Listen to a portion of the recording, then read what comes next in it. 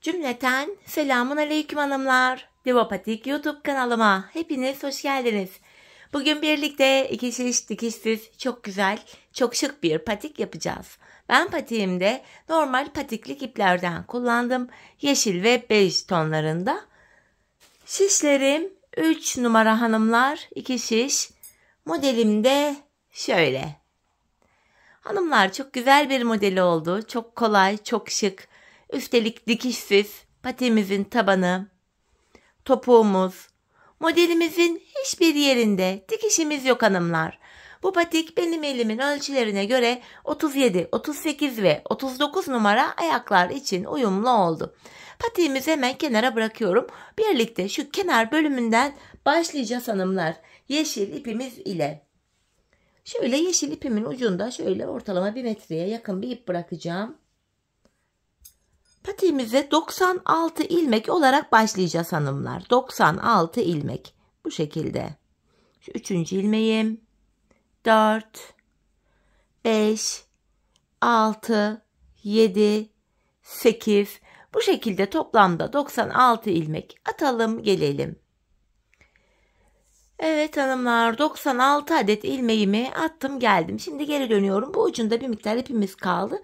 Bu ipimiz beklesin. Taban yapımında yine kullanacağız o ipi. Kesmeye gerek yok. Bu aşamada haroşa örgü yapacağız hanımlar. Ben örgümüzün hem arka yüzünde düz örgü örerek haroşalarımı elde ediyorum. Kenar ilmeğimi aldıktan sonra ilmeklerimi sırasıyla düz yani haroşa olarak öreceğim.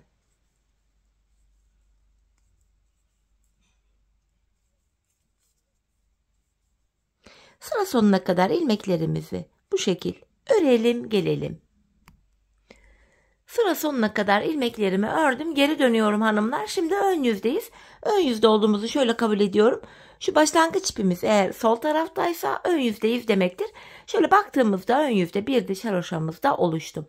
Şimdi burada haroşalarımıza devam edeceğiz hanımlar. Yine kenar ilmeğimi aldıktan sonra ön yüzde ilmeklerimi sıra sonuna kadar öreceğim.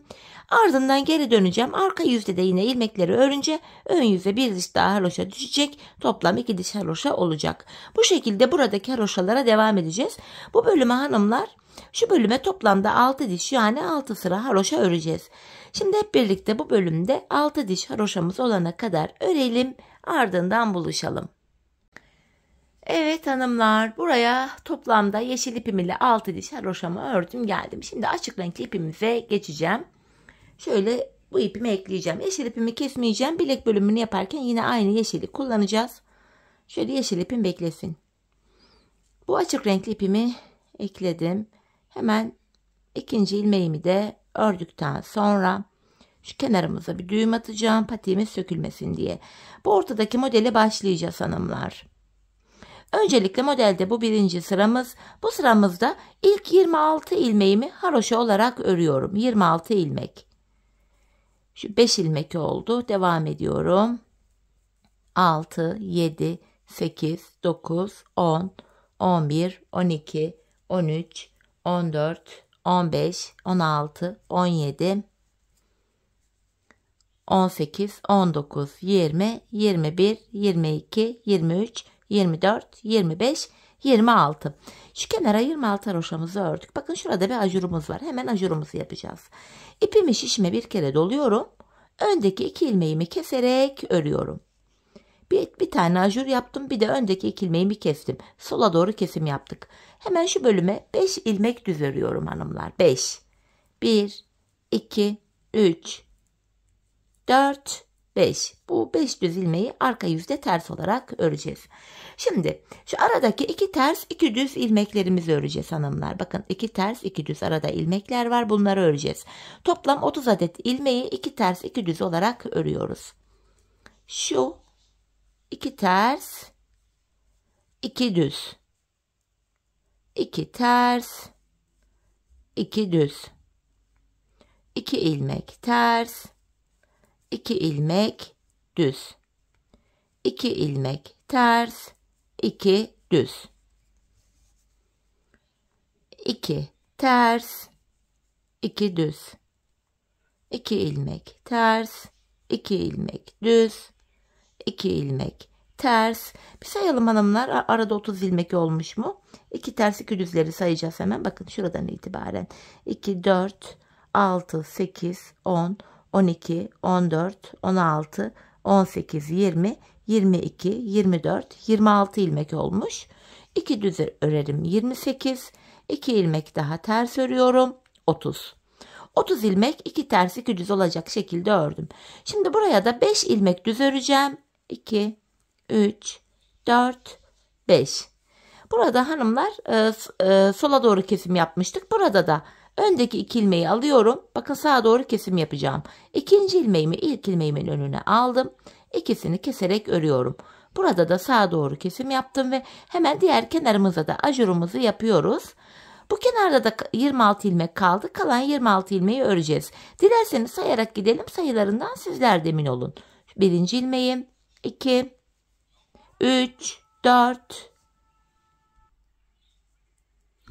5, 6, 7, 8, 9, 10, 11, 12, 13, 14, 15, 16, 17, 18, 19, 20, 21, 22, 23, 24, 25, 26. Bu kenardaki 26 haroşamızı ördük. Ön yüzde modelin ilk sırasını oluşturduk. Arka yüzdeyiz hanımlar. Arka yüzde ilmekleri gördüğümüz gibi öreceğiz. Bu kenarda 26 ilmek haroşamız vardı. Bu 26 ilmek yine haroşa olarak örülecek. Şimdi şu ilk kenardaki 26 haroşamızı örelim gelelim. 26 ilmek haroşamı ördüm hanımlar. Arka yüzde şu ön yüzde yaptığımız ajurları da haroşa olarak öreceğiz. Bakın bunu da yine düz ördüm. Hemen yanında kesim yaptığımız ilmek vardı hanımlar. Kesim yaptığımız ilmekleri de arka yüzde ters öreceğiz. Ön yüze 5 ilmek düz örmüştük buraya. Bu 5 düz ilmeğimizi arka yüzde ters olarak örüyoruz.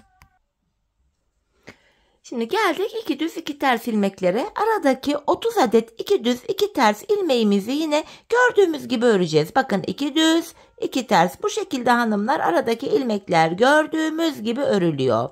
2 ilmek ters. 2 ilmek düz, zaten yerleri belli. 30 ilmek saymaya burada gerek yok. Yerleri belli ilmeklerin. 2 ters, 2 düz. Devam ediyorum. 2 ilmek ters, 2 düz, 2 ters, 2 düz, 2 ters. Pardon, en son 2 tane tersimizi, 2 tane düzümüzü ördük. Şu aradaki 30 ilmeği tamamladık. Ön yüze baktığımızda 5 ilmek ters var. İlk ikisini ördük. 3, 4, 5. Ön yüzde ördüğümüz 5 ilmek düzü, arka yüzde ters ördük. Kesim yaptığımız ilmeği de yine ters örüyoruz. Ajurlarımız normal haroşa örülecek, yani düz. Hanımlar, burada kalan 26 ilmeğimiz de haroşa oluyor. Sıra sonuna kadar 26 ilmeğimizi örelim gelelim. Evet, ilmeklerimi sıra sonuna kadar ördüm hanımlar. Tekrar geri dönüyorum. Ön yüzdeyim. Modelde ikinci sıramızı yapacağız. İlk sıramızda 26 ilmek haroşa örmüştük. Her sırada haroşalı ilmek sayısı birer tane artıyor. Bu defa 27 ilmek haroşa öreceğiz. 3, 4, 5, 6, 7, 8, 9, 10, 11, 12, 13, 14, 15, 16, 17, 18, 19, 20, 21, 22, 23, 24, 25, 26 ve 27. 27 ilmek haroşamı ördüm. Bakın şuraya ikinci ajurumuzu açacağız. İpimi şişime doladım. Yine öndeki 2 ilmeğimi keserek örüyorum. Sola doğru kesim yaptım. Bir önceki sırada 5 ilmek düz örmüştük. Şimdi 4 ilmek kaldı. 1, 2, 3, 4. Arada 30 ilmek 2 ters 2 düzümüz var. Bunu yine aynı şekil 2 düz 2 ters olacak şekilde örüyoruz hanımlar.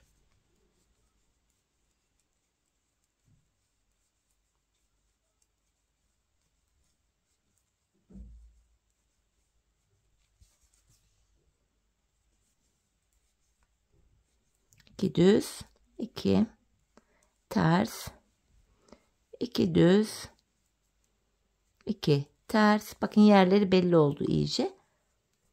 Hemen 2 ilmek düz örüyorum. 2 ters. Şuradaki bakın 5 düz ilmeğe geldik. Burada da hanımlar ilk kenarda şu sağ tarafta 4 düz ilmek örmüştük. Buraya da artık 4 ilmek düz örüyorum.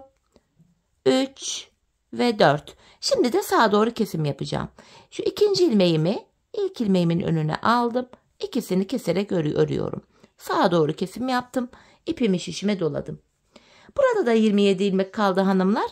Kalan 27 haroşamızı yine örelim gelelim. Evet, ilmeklerimizi ördüm hanımlar. Şimdi geri döndüm, arka yüzdeyim. Arka yüzde yine ilmekler gördüğümüz gibi örülüyor. Yine 27 ilmek haroşamızı arka yüzde öreceğiz. Bu şekilde ajurlu ilmeğe kadar öreceğim. Kesmeden devam edeceğim hanımlar bu sıramızda. Arka yüzde ilmekler gördüğümüz gibi örülüyor. Ön yüzde model kurulumu yapıyoruz.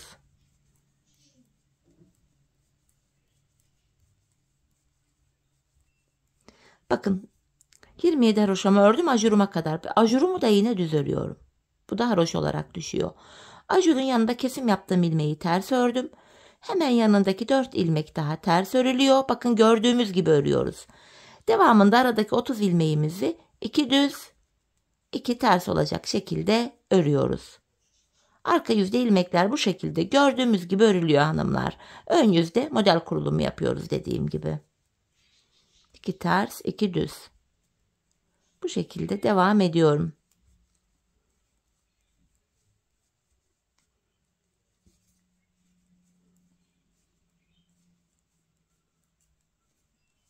İki ters ördüm.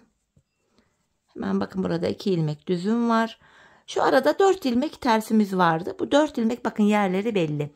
Bu 4 ilmek tersimi yine ters örüyorum. Kesim yaptığım ilmeğim de arka yüzde ters örülüyor.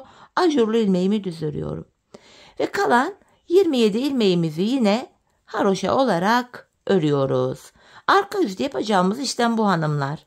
Model kurulumu yapmıyoruz arkada.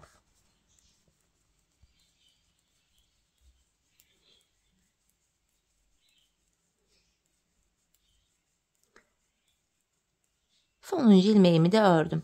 Tekrar geri döndük. Ön yüzde 3. sıradayız hanımlar. İlk sırada 26 haroşa ördük. İkinci sırada 27. Üçüncü sırada da 28 ilmek haroşa öreceğiz. Kenar ilmeğim ile birlikte toplam 28 ilmek. Bakın 6 ilmek oldu. 7, 8, 9, 10, 11, 12, 13, 14, 15, 16, 17, 18, 19, 20, 21, 22, 23, 24, 25, 26, 27, 28 ilmek haroşamı ördüm. Şimdi tekrar ajurumu yapıyorum. Öndeki 2 ilmeğimi kestim. Bu defa buraya 3 ilmek düz örüyorum. 1, 2, 3. Hanımlar yine bu aralardaki 30 ilmeği 2 ters 2 düz olacak şekilde öreceğiz. Bu şekilde. 2 düz 2 ters. Bu 2 düz 2 ters ilmeklerimizi hanımlar bakın yeri belli. Buraya kadar örelim gelelim. Evet 2 düz 2 ters ilmeklerimi ördüm hanımlar. Hemen şu kenara geldik. Buraya da şimdi 3 ilmek düz öreceğiz. 1, 2, 3. Ardından yine öndeki 2 ilmeği sağa doğru keseceğiz. İkinci ilmeğimi ilkinin önüne aldım. İkisini keserek örüyorum. Ajurumuzu yaptım hanımlar. Ve kalan 28 ilmeğimiz haroşa. Sıra sonuna kadar haroşalarımızı örelim gelelim. Evet hanımlar 28 haroşamı ördüm geldim. Şimdi arka yüze döneceğiz. Hanımlar arka yüzde yapacağımız işlem yine aynı. Kenardaki 28 haroşamızı haroşa öreceğiz. Ajurlar da yine haroşa olacak. Bu aralardaki ilmekleri de yine 2 düz 2 ters gördüğümüz gibi öreceğiz. Bu şekilde sıra sonuna kadar arka yüzde modelimizi tamamlayalım gelelim. Arka yüzde ilmeklerimi ördüm geldim hanımlar. Tekrar ön yüzde modelde de 4. sıradayız. Bu sıramızda da hanımlar 29 ilmek haroşa öreceğiz. Şu kenar ilmeğimizle birlikte 29 ilmek haroşa. Buraya 29 ilmek haroşamızı örelim. Ardından buluşalım. 29 haroşamı ördüm hanımlar. Ajurumu yapıyorum. Öndeki 2 ilmeğimi kestim. Artık burada 2 düz ilmek kaldı. 2 düz ilmeğimi örüyorum. Bakın görüntümüz şöyle. Aradaki 30 adet 2 ters 2 düz ilmeğimiz yine gördüğümüz gibi örülüyor. 2 ters 2 düz. Yine örelim bunları.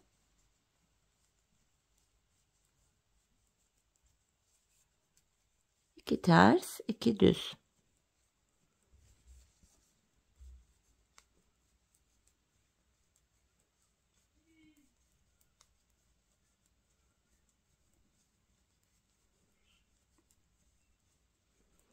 En son 2 tersimizi ördük. Bakın şu bölüme geldik.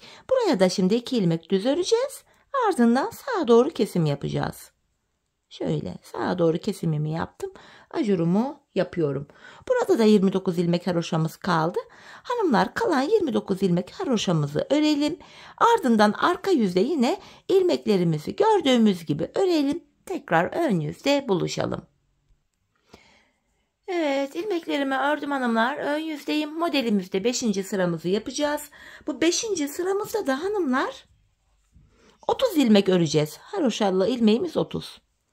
Bu şekilde kenarımıza 30 ilmek haroşamızı örelim gelelim. Evet, 30 ilmek haroşamı ördüm hanımlar. Tekrardan ajurumu yapıyorum.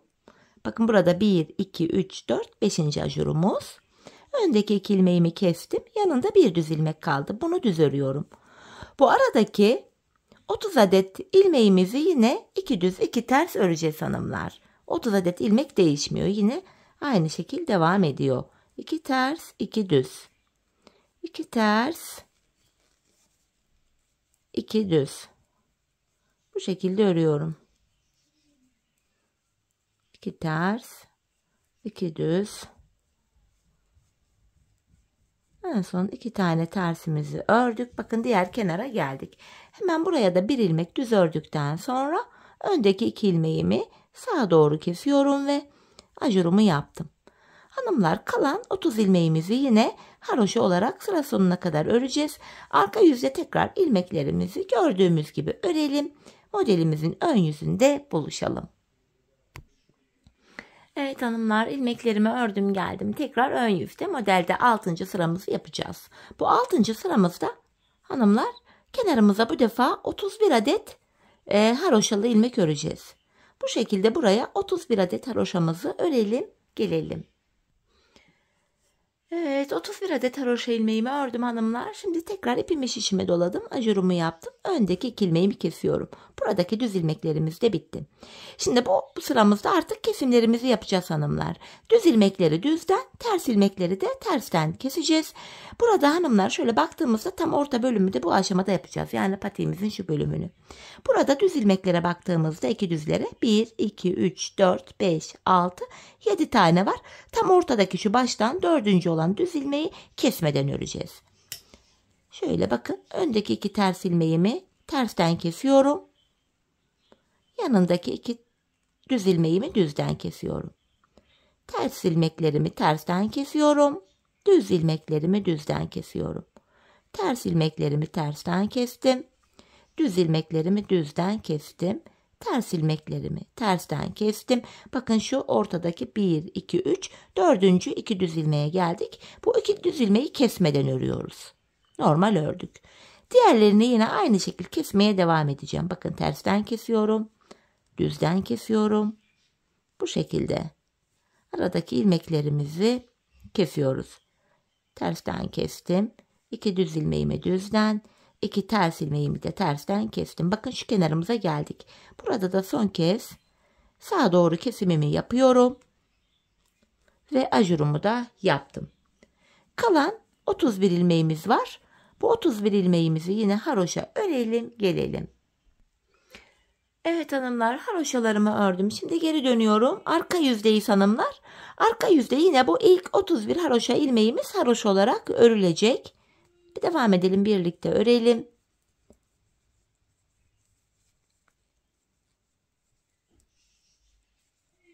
Bu şekilde hepsini örüyorum.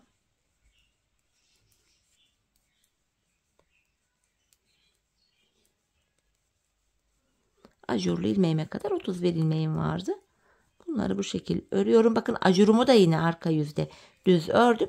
Diğer ilmekleri gördüğüm gibi öreceğim. Bakın kesim yaptığım ilmeğim burada ters düşüyor. Ters örüyorum. Burada bir düz ilmek düz. İlmekleri gördüğüm gibi öreceğim. Bir ters. Şuradaki düz ilmeklerim düz. Bir ters. Bir düz. Bir ters. Bir düz. Bakın burada 2 ters öreceğiz hanımlar. Öne 2 ilmek düz düşecek burası. Bunu yine gördüğümüz gibi örüyoruz. 2 ters olarak. Devamında yine bir düz, bir ters, bir düz, bir ters, bir düz, bir ters, bir düz, bir ters ördüm. Ajurlu ilmeğimi de yine düz örüyorum. Kalan haroşalarımızı yine sıra sonuna kadar haroşa olarak örelim gelelim. Haroşalarımızı ördüm hanımlar. Tekrar geri dönüyorum. Ön yüzdeyiz. Ön yüzde yapacağımız işlem şu. Yine kenardaki bu ilmeklerimizi öreceğiz. Bu ajurlu ilmeğe kadar olan ilmekleri normal haroşa olarak örüyoruz yine.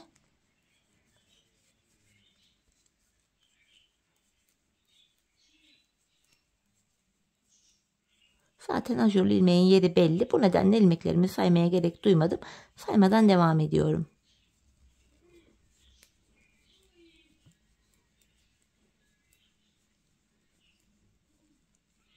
Bakın ajurlu ilmeğim şuydu.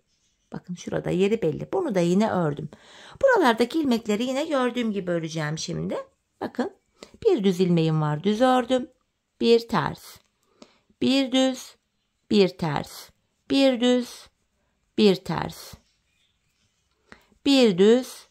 Bir ters. Ortadaki 2 düz ilmeğe kadar geldim. Bakın ortada tam ikili düz ilmeğimiz var. Kesmediğimiz. Tam ortaya geldik buraya. Şimdi yapacağımız işlem şöyle. Bu ilk düz ilmeğin ilkini örüyorum. İkinciyi örerken bakın yanındaki ilmeği de alıyorum. Yönü düzgün olmayınca düzelttim. Bu ikinci düz ilmeği örerken yanındakini de alıp ikisini kestim.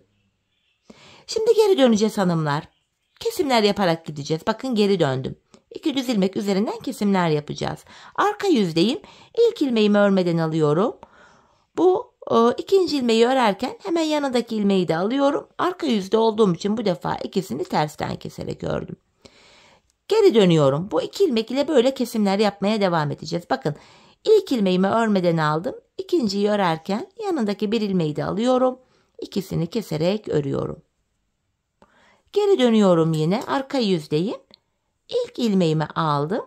İkinciyi örerken hemen şu yanındaki ilmeği de alacağım. Şunu ikisini keserek tersten keserek örüyorum. Arka yüzde tersten kesim, ön yüzde düzden kesim yapıyoruz. Yine ilk ilmeğimi aldım. Bu ikinci ilmeği örerken yanındakini de alıyorum. İkisini keserek örüyorum. İlmek yönleriniz düzgün gelmiyorsa benim gibi düzelterek örebilirsiniz. Şu ajurlu ilmeklere kadar bu kesime devam edeceğim. Geri döndüm. Arka yüzdeyim. İlk ilmeğimi örmeden aldım. İkinci ilmeğimi örerken hemen yanındaki ilmeği de alıyorum. Şunu ikisini keserek örüyorum. Tekrar geri döndüm. Şimdi ön yüzdeyiz. Yine ilk ilmeğimi aldım. Şu ikinci ilmeği örerken yanındakini de alıyorum. Keserek örüyorum. Yine geri döndüm. İlk ilmeğimi örmeden aldım. İkinciyi örerken yanındakini de alıp arka yüzde olduğum için tersten kesiyorum. Tekrar geri döndüm. Ön yüzdeyim. İlk ilmeğimi aldım. İkinciyi örerken yanındaki ilmeği de aldım. İkisini keserek örüyorum. Bakın daha ajurlu ilmeklere gelmedik. Devam ediyorum. Arka yüzdeyim. İlk ilmeğimi aldım. İkinciyi örerken yanındaki ilmeği de alıyorum. Tersten kestim. Yine geri dönüyorum. İlk ilmeğimi aldım. İkinciyi örerken yanındaki ilmeği de aldım. İkisini kesiyorum. Tekrar geri döndüm. İlk ilmeğimi aldım. İkinciyi örerken yanındaki ilmeği de alıp ikisini tersten kestim. Yeniden geri döndüm. İlk ilmeğimi örmeden aldım. İkinciyi örerken öndeki ilmeği de alıp ikisini keserek ördüm. Yeniden geri dönüyorum. Arka yüzde kenar ilmeğinden sonra yanındaki ilmeği örerken hemen kesimimi tersten yapıyorum. Tekrar geri döndüm. Bakalım ajurlu ilmeklere geldik mi? Daha gelmedik. İlk ilmeğimi aldım. İkinciyi örerken yanındaki ilmeği de alıp ikisini keserek örüyorum. Tekrar geri döndüm. Arka yüzde ilk ilmeğimi aldım. İkinci de yine kesimimi yaptım. Geri dönüyoruz hanımlar. Bakın buralarda birer ilmek kalmış. İlk ilmeğimi alıyorum. İkinciyi örerken bakın ajurlu ilmeğime geldim. Şu ajurdu. Onun üstündeki ilmeği de keserek ördüm. Geri dönüyorum arka yüzde. İlk ilmeğimi örmeden aldım. İkinciyi örerken yanındaki, bakın burada da ajurlu ilmeğimi aldım son kez. İkisini keserek ördüm. Şimdi geri dönüyoruz hanımlar. Kesimimizi yaptık. Ajurlu ilmeklere kadar olan bölümü bu şekilde kestik. Şimdi yapacağım işlem şu. Burada şu kenarımızda delik görüntü oluşmasın diye ipimi şöyle öne doğru aldım. Hemen soldaki bir ilmeğimin yanından şöyle ipi dolandırıyorum. Bu ilmeğimi tekrar sağ şişime aldım. Öndeki 2 düz ilmeğimi tekrar düz örüyorum. Burada kalan haroşalarımızı hanımlar artık sıra sonuna kadar yine haroşa olarak öreceğiz. Sıra sonuna kadar haroşalarımızı örelim, gelelim. Evet, sıra sonuna kadar ördüm hanımlar. Geri dönüyorum. Şimdi arka yüzdeyiz. Arka yüzde yine ilmekleri gördüğümüz gibi öreceğiz. Yanlardaki ilmeklerin tamamını bu şekilde haroşa olarak öreceğiz. Sadece orta kısımda bakın 2 düz ilmek var, ön yüzde düz görünen. Bu ilmekleri arka yüzde ters öreceğiz sadece. Şu ortadaki ikili ilmeği. Kalan ilmekleri de yine haroşa öreceğiz. Sıra sonuna kadar arka yüzde ilmeklerimizi örelim, gelelim. Ön yüzde buluşalım. Evet, arka yüzde ilmeklerimi ördüm hanımlar. Şimdi geri döndüm, ön yüzdeyim. Artık bilek bölümüne geçeceğiz. Bu aşamada tekrar yeşil ipimi kullanacağım. Şöyle alttan yeşil ipimi alıyorum. Ön yüzdeyiz hanımlar. Ön yüzde ilmeklerimin hepsini yeşil ipim ile öreceğim. Şöyle alttan yeşilimi uzattım, aldım. Artık bu açık renkli ipimi keseceğim burada. Hemen ipimin ucunu da düğümlüyorum. 2 tane düğüm attım. Bu açık renkli ipimi çekiyorum. Hanımlar şimdi ön yüzdeyiz. İlmeklerimizin tamamını yeşil ipimiz ile sıra sonuna kadar düz öreceğiz. Şu açık renkli ipimin ucunu da atlatarak gizliyorum buraya. Bu şekilde. Sonradan gizlemeyle uğraşmayacağız. Sıra sonuna kadar ilmeklerimizi düz örelim, gelelim. Evet, ilmeklerimin hepsini düz ördüm hanımlar. Geri dönüyorum. Arka yüzdeyim. Arka yüzde de lastik uygulamasına başlayacağız. 2 düz 2 ters lastik öreceğiz ilmeklerimizi. Bu aşamada ilmekleri benimle aynı şekilde örmeye dikkat edin hanımlar. Şu ortada 2 düz ilmeğimiz var. Bakın ön yüzde görünen, arka yüzde ters, ön yüzde düz örmeye devam edeceğiz. Bakın tam olarak şu orta bölüm. Burada model bütünlüğü sağlanacak. Kenar ilmeğinden sonra hanımlar kenar ilmeğini alıyorum. Benimle aynı yapacaksınız. Bakın 2 düz örerek başlayın. 2 ters.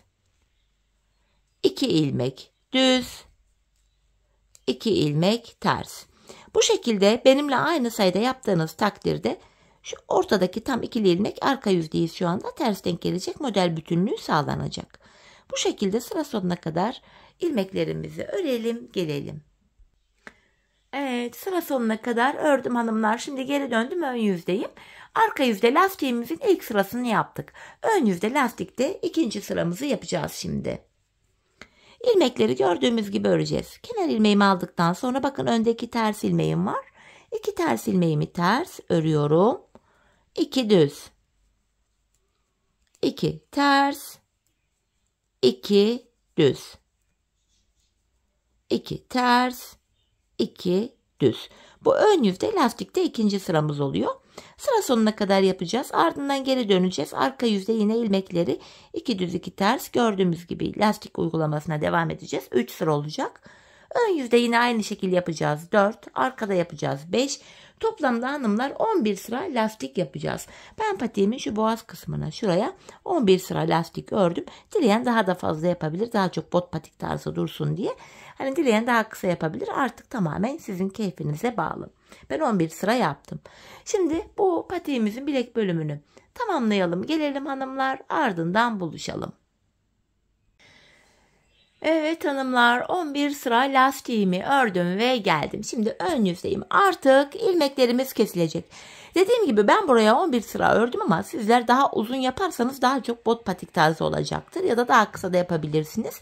Dediğim gibi tamamen tercih meselesi. Şimdi ilmeklerimi keseceğim. İkişer ikişer toplayarak kesimimi yapıyorum. Bildiğiniz farklı kesim yöntemleri varsa onu da kullanabilirsiniz. Dilediğiniz şekilde kesiminizi yapabilirsiniz. Bu şekilde ilmekleri keseceğiz. Hatta tığ ile de kesim yapılabilir hanımlar. Hemen sizlere tekniği de göstereyim burada. Yeri gelmişken şöyle tığ ile sıradaki ilmeği alarak bu şekilde ilmekleri toplayarak da kesim yapabilirsiniz. Artık hangisi kolayınıza gidiyorsa. Çok sıkarak kesmeyelim hanımlar. Çok bol da olmasın. Biraz esnek olsun. Ayağımız rahat girsin patiğe. Bu şekilde. Hanımlar, ilmeklerimizin tamamını bu şekilde keselim gelelim. Evet hanımlar, bilek bölümündeki ilmeklerimin tamamını kestim. Ucuna da sıkı bir zincir çekip ipimi de buradan kestim. Şimdi patiğimizin taban bölümüne geçeceğiz. Başlangıçta bir ipimiz kalmıştı. Hemen bu ipimin yine normal yeşil ipimi ekleyeceğim öncelikle. Şöyle düğüm atıyorum buraya. Tabanımız için hanımlar, patiğimize 96 ilmek olarak başlamıştık. 96 ilmek başladığımız yerden yine 96 ilmek çıkaracağız. Hemen şu kenara bakın. İlk ipin geldiği yer ilk kenar ilmek yeri. Hemen buraya girerek şöyle ilk ilmeğimi çıkartıyorum. Başlangıç yerlerine girerek ilmekler çıkaracağız hanımlar. Şu ilk ilmeğimdi. Sırasıyla bakın kenar ilmek yerlerine ilmeğin iki kanadına birden giriyoruz. İlmekler çıkartıyoruz. Şu üçüncü ilmeğim. Şu dördüncü. 5. Altıncı ilmeğim. 7. 8. 9. 10. Bu şekilde ilmekleri çıkaracağız. 96 ilmek olarak başlamıştık. Şu uca kadar yine aynı şekilde 96 ilmek çıkaracağız. İlmeklerimizi bu şekilde çıkartalım gelelim. Evet, 96 ilmeğimi çıkarttım geldim hanımlar. Şimdi geri dönüyorum. Arka yüzdeyim. Bu sıramızda kenar ilmeğimi aldıktan sonra arka yüzde ilmeklerimin hepsini normal düz yani haroşa öreceğiz. Ön yüze yine bir diş haroşa düşüyor bu şekilde. Sıra sonuna kadar ilmeklerimizi haroşa örelim gelelim. İlmeklerimi ördüm geldim hanımlar. Şimdi geri döndüm, ön yüzdeyiz. Tabanımıza geçiş yapacağız. Tabanda ilmek sayısını şöyle ayırıyoruz. Öncelikle şişimde toplam 96 ilmeğim var. Buruna 8 ilmek ayıracağım. 96 ilmekten 8 ilmek çıkartınca geriye 88 ilmeğimiz kalıyor. 88 ilmeği de iki yana eşit paylaştırınca yanlara 44'er ilmek düşüyor hanımlar. Öncelikle tabanımızı yapabilmek için ön yüzde şu ilk kenardaki ilk 44 ilmeğimizi öreceğiz. 4 oldu. 5, 6, 7. Bu şekilde 44 ilmek. Örelim gelelim. 44 ilmeğimi ördüm hanımlar. Şimdi burnumuz için 8 ilmek daha öreceğim. 1, 2, 3, 4, 5, 6, 7, 8. Saydığımızda şu sol kenarda da 44 ilmek kalır. Şimdi 8 ilmekten sonra geri dönüyorum. Taban bölümde ipimiz hep karşıda olacak ve ilk ilmeği örmeden alacağız. Şu ikinci ilmeği 3, 4, 5, 6, 7, 8. 8 ilmeğimi tekrar ördüm, geri dönüyorum. Buraya 8 ilmek ile bir diş haroşa ördük.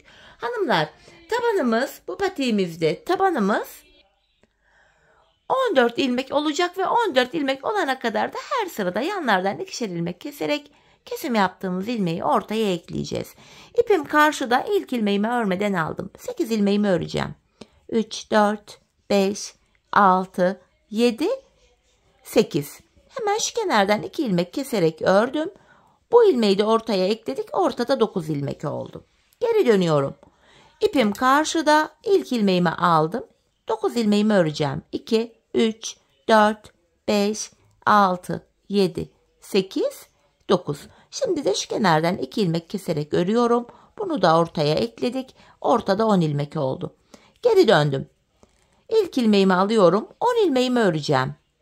4, 5, 6, 7, 8, 9, 10. Kenardan 2 ilmek keserek örüyorum. 11 oldu. Geri dönüyorum. İpim karşıda, ilk ilmeğimi örmeden aldım. 11 ilmeğimi öreceğim. 2, 3, 4, 5, 6, 7, 8, 9, 10, 11. Kenardan 2 ilmek keserek örüyorum yine. Ortada 12 ilmek oldu. Tekrar geri döndüm hanımlar. Yine ip karşıda, ilk ilmeği örmeden aldım. 12 ilmeğimi öreceğim. 6, 7, 8, 9, 10, 11, 12 ve kenardan yine 2 ilmek keserek ördüm. Kesim yaptığım ilmek de ortaya eklendi. 13 oldu. Geri döndüm. Tekrar ilk ilmeğimi alıyorum. Şimdi de 13 ilmeğimi öreceğim. 4, 5, 6, 7, 8, 9, 10, 11, 12, 13. Bu kenardan 2 ilmek keserek ördüm. Bunu da ortaya ekledik. Ortada 14 ilmek oldu hanımlar. Geri dönüyorum. Artık 14 ilmek olarak tabanımızı örmeye devam edeceğiz. Bu aşamada yapacağımız işlem şu. 13 ilmeğimizi öreceğiz. 14. ilmekte kesimimizi yapacağız. İp karşıda, ilk ilmeğimi örmeden aldım. Sayıyorum. 2, 3, 4, 5, 6, 7, 8, 9, 10, 11, 12, 13. 14. ilmekte öndeki ikisini kestim. Geri dönüyorum. Yine ipim karşıda, ilk ilmeğimi aldım. 13 ilmek öreceğim. 4, 5, 6, 7, 8, 9, 10, 11, 12, 13. 14. ilmekte yanındakini de alıp kesimimi yapıyorum. Patiğimizin tabanı 14 ilmek olarak bu şekilde örülüyor hanımlar. 13 ilmek öreceğiz. 14. de kesimimizi yapacağız. Şurada kaç ilmek olmuş? 4, 3 daha 7, 8, 9, 10, 11, 12, 13. 14. de kesimimi yapıyorum. Tabanımız 14 ilmek ile bu şekilde örülecek hanımlar. Biz bu işleme sağ ve sol şişimizde kenarlarda 3'er ilmek kalana kadar devam edeceğiz. Yanlarda 3'er ilmek kalana kadar. Şimdi hep birlikte patiğimizin tabanını bu şekilde örelim, ardından buluşalım. Evet hanımlar, yanlarda 3'er ilmeğim kalana kadar patiğimin tabanını ördüm geldim. Şimdi kesimlere yine devam edeceğiz. İpim karşıda, ilk ilmeğimi örmeden aldım. Tekrardan tabanda son bir ilmek kalana kadar öreceğim. Yani 13 ilmeğimi öreceğim. 14. de kesimimi yapacağım. Bakın tabanda son bir kalana kadar ördüm. Bu 14. ilmeği örerken yanındakini de aldım. İkisini kesiyorum. Geri döndüm. Şimdi arka yüzdeyiz. İpim karşıda, ilk ilmeğimi örmeden aldım. Bu aşamada şu öndeki 2 ilmeğimi de kesiyorum. Hanımlar, şimdi kenardaki 3 ilmek hariç tabanda son 3 ilmek kalana kadar öreceğiz. Bu şekilde. Bakın son 3 kaldı. Öndeki 2 ilmeği kesiyorum. Sonuncu ilmeği örerken yandan da bir ilmek alıp ikisini kestim.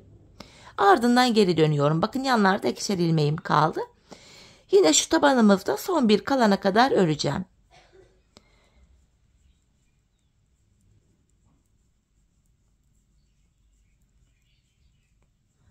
Bakın tabanda son bir ilmek kaldı. Bunu örerken yanındakini de aldım. İkisini kesiyorum. Bu kenarda artık bir ilmeğimiz kaldı. Şimdi geri döndüm. Yine ilk ilmeğimi örmeden alıyorum. Öndeki 2 ilmeğimi kesiyorum hanımlar. Şöyle. Şimdi tekrar şu 2 ilmek hariç şurada son 3 kalana kadar öreceğiz hanımlar. Bakın son 3 ilmeğim kaldı. Bu 2 ilmeği kesiyorum. Sonuncuyu örerken yanından da bir ilmek aldım. İkisini kestim. Yanlarda birer ilmeğimiz kaldı. Tekrar geri dönüyorum. Artık burada hanımlar son 2 ilmek kalana kadar öreceğiz. Son kez kesimlerimizi yapacağız.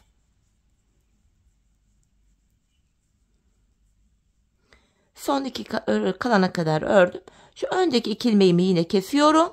Ardından geri döndüm. Artık bu tarafta hanımlar kesilecek ilmeğimiz kalmadı. Yanda. İlk ilmeğimi örmeden aldım. Tekrar öndeki 2 ilmeğimi kesiyorum. Yine şu son bir ilmek hariç şurada son 3 kalana kadar öreceğim. Yine öndeki 2 ilmeği kesiyorum. Sonuncu ilmeği örerken yanındakini de aldım. İkisini birlikte keserek ördüm. Şimdi geri dönüyoruz. Bakın hanımlar, burada 8 ilmek kaldı. Artık bu 8 ilmek ile patiğimizin arkasını öreceğiz. Yine ip karşıda, ilk ilmeğimi örmeden aldım. Yine haroşaya devam ediyorum. Son 2 ilmeğim kalana kadar öreceğim. Son 2 ilmeğimi kestim. Burada 7 ilmek kaldı. Hemen şurada kenar ilmek yerleri var. Bakın V şeklinde. İlk kenar ilmek yerine ilmeğin 2 kanadına birden girerek ilmek çıkarttım. Tekrar 8 ilmeğim oldu. Bu şekilde hem patiğimizin arkasını örmüş oluyoruz, hem de arkası şu kenarlara eklenmiş oluyor. Tekrar geri döndüm. İlk ilmeğimi örmeden alıyorum. Aynı işlemi yapacağım. Son 2 ilmeğim kalana kadar örüyorum. Son 2 ilmeğimi kestim. Geri dönüyorum hanımlar. Hemen şuradaki ilk kenar ilmek yerine girerek şuraya. Bakın. Bir ilmek çıkarttım. Tekrardan 8 ilmeğim oldu. Patiğimizin arkası bu şekilde yapılıyor. Son 2 ilmek kalana kadar örüyoruz. Son 2 ilmeğimizi kesiyoruz ve bir sonraki kenar ilmek yerinden ilmek çıkartıyoruz. Geri döndüm yine. Aynı işlemi yapacağım hanımlar. Son 2 kalana kadar ördüm. Son 2'yi kesiyorum. Geri döndüm. Bir sonraki kenar ilmek yerinden ilmeğimi çıkarttım. Hanımlar, patiğimizin arkası bu şekilde devam edecek. Yeşil kenar ilmek yerlerine şuraya gelene kadar yeşil ipimizle devam edeceğiz. Ardından şu açık renkli bölümlerde de diğer ipimize geçeceğiz. Hanımlar, bu şekilde yeşil olan yerleri yeşil ile, açık renkli olan yerleri de açık renkli ipimiz ile örelim ta ki şu lastik bölüme gelene kadar. Bu lastik bölüme gelince buluşalım. Çünkü patiğimizin şu topuk bölümünde de yine lastik örgü uygulaması yapacağız. Model bütünlüğü sağlansın diye. Bu bölüme kadar ilmeklerimizi örelim, ardından buluşalım. Evet hanımlar, şu lastikli bölüme gelene kadar patiğimin şu arka bölümünü ördüm. Yeşil bölümlerde yeşil, bu bej rengi bölümlerde de yine bej ipimi kullandım. En son bu lastik bölümüne geldim. Bakın yeşil kenar ilmek yerlerine kadar geldik. Şimdi yeşil ipime geçiş yapacağım hanımlar. Şöyle yeşil ipimi alıyorum. Bu defa yandan en son ilmek çıkartmıştım. Bu defa ilk ilmeğimi örerek başladım. Hemen ikinci ilmeğimi de ördükten sonra bu açık renkli ipimi keseceğim. Artık yeşilimle devam edeceğim bilek bölümünde. Hemen ipimin ucunu düğümleyeyim. Patiğimiz sökülmesin. Şimdi ilmeklerimi yine normal düz örüyorum. İpimin ucunu da atlatarak götürüyorum. Gizlemiş oluyoruz böylece. Bu şekilde. Tekrar bakın son 2 ilmeğimi ördüm. Ve hemen şuradaki yeşil kenar ilmek yerine girerek ilmeğimi çıkarttım. Şimdi lastik örgü yapacağız hanımlar. Burada kenar ilmeğimi aldıktan sonra 2 ters, 2 ilmek düz örüyorum. Şimdi tekrar 2 ters öreceğim. Şu bir. İkinci ters ilmeğime geldiğimde bakın hanımlar, arka yüzde olduğum için ikisini tersten kesiyorum. Geri döndüm. Hemen buradaki yeşil kenar ilmek yerinden ilmeğimi çıkarttım. Şimdi burada 2 düz 2 ters lastik yaparak patiğimizin bilek bölümünü tamamlayacağız. İlmekleri gördüğüm gibi örüyorum. Hemen öndeki düzüm var. 2 ters. Yine 2 düz öreceğim. Bakın son 2 ilmeğim düzden denk geldi. Bu defa düzden kesiyorum ve bir sonraki kenar ilmek yerinden ilmek çıkarttım. Geri dönüyorum yine. Kenar ilmeğimi aldım. Bakın öndeki 2 tersimi ters örüyorum. 2 düz. İlk tersimi ördüm. İkinci ters ilmeği örerken hemen son 2 ilmeği tersten kestim. Ve sıradaki kenar ilmek yerinden ilmeğimi çıkarttım. Hanımlar, patiğimizin bu lastik bölümü de bu şekilde yapılıyor. Son kenar ilmek yerlerine gelene kadar devam edeceğiz buna. Şimdi bu lastik bölümü de tamamlayalım. Ardından buluşalım. Evet hanımlar, bu arka bölümü tamamladım, geldim. Şimdi ön yüzdeyiz, artık ilmeklerimi keserek gideceğim. Birlikteki ipimi de gizleyerek götürüyorum yine. Bakın ilmeklerimi ikişer ikişer toplayarak yine kesimimi yapıyorum. Şu ipi de şöyle atlatarak gizlemiş olacağım böylece. Patiğimizi hanımlar böylece tamamlamış olduk.